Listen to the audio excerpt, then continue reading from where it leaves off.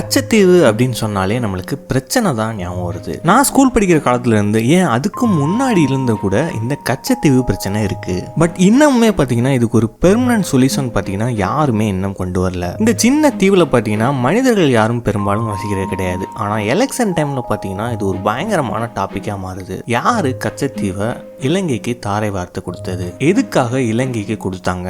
இன்னைக்கு நம்ம நாட்டு மீனவர்கள் சந்திக்கிற மிகப்பெரிய பிரச்சனை இல்லை இதுவும் ஒண்ணு. ஒவ்வொரு தேர்தல் அப்பையும் பாத்தீங்கன்னா யாராவது ஒருத்தவங்க இதை பத்தி பேசுவாங்க. ஆனா தேர்தல் சமயத்துல மட்டும்தான் பேசுவாங்க. கச்சத்தீவை இலங்கைக்கு கொடுத்தனால இந்தியாவுக்கு திரும்ப என்ன கிடைச்சிச்சு? இதுக்கு ஏன் இன்னும் ஒரு பெர்மனன்டான சொல்யூஷனை யாருமே என்ன கொண்டு வரல? வாங்க இன்னைக்கு வீடியோல நம்ம இதை பத்தி பார்த்தலாம். மறக்காம நம்மளோட சேனலை சப்ஸ்கிரைப் பண்ணிருங்க. கச்சத்தீவு இந்தியாவுக்கும் இலங்கைக்கும் இடையில இருக்க ஒரு சின்ன ஐலாண்ட். ராமேஸ்வரத்துல இருந்து 33 கிலோமீட்டரும் தென்மேற்கு ஜாஃப்னாவில இருந்து 62 கிலோமீட்டரும் தூரம் கொண்டது. 285 ஏக்கர் கொண்ட இந்த குட்டி ஐலாண்ட்ல பாத்தீங்கன்னா ஒரே ஒரு சர்ச் தான் இருக்கு. பெரும்பாலும் மனிதர்கள் யாரும் இங்கே வசிக்கிறது இல்ல. 14ஆம் நூற்றாண்டுல எரிமலை வெடிப்புனால இந்த ஐலாண்ட் உருவானதா சொல்லப்படுது. 17ஆம் நூற்றாண்டுல பாத்தீங்கன்னா ராம்நாடு மன்னர்களோட கட்டுப்பாட்டுல இந்த ஐலாண்ட் இருந்துச்சு. அதுக்கப்புறம் பிரிட்டிஷ் ஆட்சிக்கு வந்த பிறகு 1921ல பிரிட்டிஷ் ஒரு சர்வே எடுக்கிறாங்க. அதுல இந்த ஐலாண்ட் யாருக்கு சொந்தம் அப்படிங்கிற ஒரு கேள்வி வந்துச்சு. அப்ப ரெண்டு நாடுகளுமே பாத்தீங்கன்னா இது எங்களுக்கு தான் சொந்தம் அப்படின்னு கிளைம் பண்ணாங்க.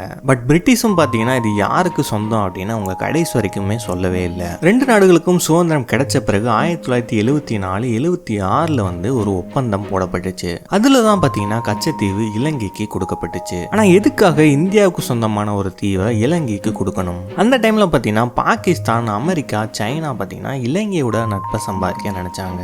ஏன்னா இங்க ஒரு பேஸ் அமைச்சாங்கன்னா அழகா இந்தியாவை அவங்களால மானிட்டர் பண்ண முடியும். பட் இந்த ஒப்பந்தம் போட்டு இலங்கையோட நட்பை சம்பாதிச்சாங்க இந்தியா. பட் இது வருங்காலத்துல தமிழ்நாடு மீனவர்களுக்கு எவ்வளவு பெரிய பிரச்சனையா மாறும் அப்படின்னு அவங்க நினைக்கல. இலங்கையில உள்நாட்டு போர் நடக்கிற சமயத்துல அங்கே மீன் பிடிக்கிறதுக்கு தடை விதிக்கப்பட்டுச்சு. அவங்க இல்லாதனால அவங்களோட பகுதிகளில் தமிழ்நாடு மீனவர்கள் மீன் பிடிக்க ஆரம்பிச்சாங்க. இந்த பாட்டம் ட்ரவுலிங்னு ஒரு மீன் பிடிக்கிற முறை இருக்கு. இதை யூஸ் பண்ணி மீன் பிடிச்சாங்கன்னா அவங்களுக்கு எப்பவும் கிடைக்கிற மீன்களை விட பல மடங்கு அதிகமா மீன்கள் கிடைக்கும். பட் இது கம்ப்ளீட்டா சீ ஃப்ளோரை டேமேஜ் பண்ணும். கடல்வாழ் உயிரினங்களுக்கு இது மிகப்பெரிய ஆபத்தை ஏற்படுத்தும். இதனால இந்தியாவும் இலங்கையும் இந்த மீன் பிடிக்கிற முறையை தடை பண்ணாங்க. பட் இது எஃபெக்டிவா அப்ளை ஆகல. இலங்கையோட போர் முடிஞ்சு அவங்க நாட்டு மீனவர்கள் கடலுக்குள்ள வரும்போது அவங்களோட அட்வான்ஸா இருந்த தமிழக மீனவ படகுகளும் பாட்டம் ட்ரவுலிங் மெத்தடும் அவங்கள பெரிய பாதிப்புக்கு ஏற்படுத்துச்சு. இப்பதான் இலங்கை நேவி உள்ள வராங்க. எல்லை தாண்டி கடந்ததா சொல்லி தமிழக மீனவர்களை அரெஸ்ட் பண்ணாங்க. இந்தியாவுக்கும் இலங்கைக்கும் நடந்த ஒப்பந்தத்துல கடல் எல்லைகள் வரையறுக்கப்பட்டுச்சு. ரெண்டு நாடுகளுக்கும் இடையில ஒரு கற்பனை கூடு வரையப்பட்டு எல்லைகள் பிரிக்கப்பட்டுச்சு. அதான் எல்லையை பிரிச்சாச்சுல. அப்புறம் இதுக்காண்டி நம்ம நாட்டு மீனவர்கள் எல்லையை கடந்து போய் மீன் பிடிக்கிறாங்க.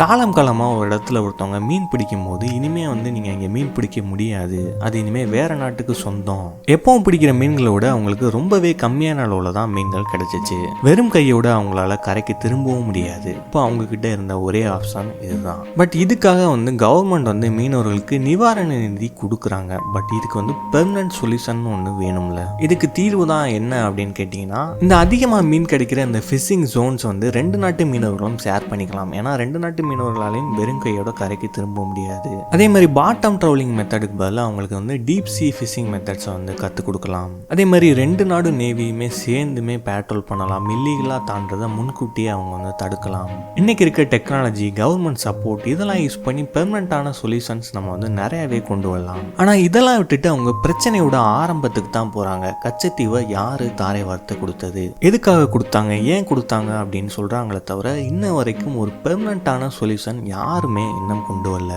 இந்த வீடியோ பிடிச்சிருந்துச்சுன்னா மறக்காம நம்மளோட சேனலை சப்ஸ்கிரைப் பண்ணுங்க. மீண்டும் இன்னொரு இன்ட்ரெஸ்டிங்கான வீடியோவில் நான் உங்களை சந்திக்கிறேன்.